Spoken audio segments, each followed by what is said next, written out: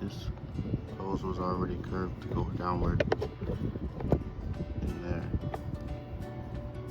So it's perfect to go straight down and feed my small pod filters.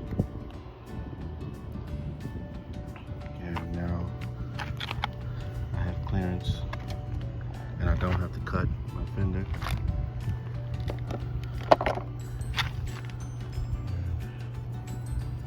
You see, it just fits right in there. Little cleanup of the box of plastic and should be good to go. And my other pod filter that's coming from the stator feeds right into it. Also went into there. So 5 things I don't like about the Lifan. Number 1 is when you stand up and you ride, the seat is so low that you feel like you're off of the bike. The battery is under the seat,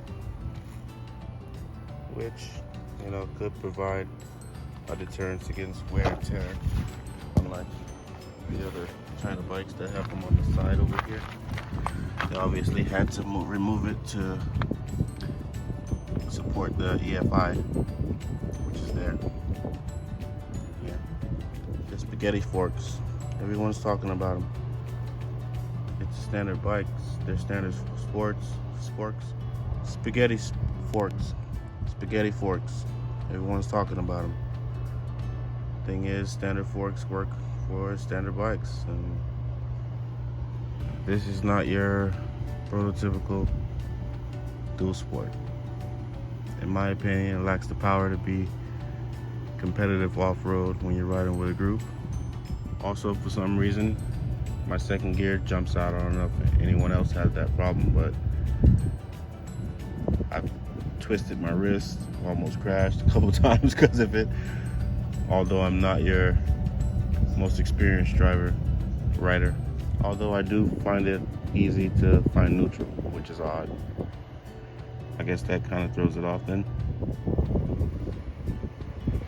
The rear drum, not ideal for off-road conditions. Although it doesn't lock up as easy as, or too much as the disc would. It's fine to me. It is what it is. So we're gonna remove the headlight. Basically, it comes with a Allen screw there, same as the seats and everything. And then there's gonna be 2 screws there and there. Phillips head. So the Lifan comes with 2 LED lights here and here. That bulb standard is not LED, so I switched it out with the R4.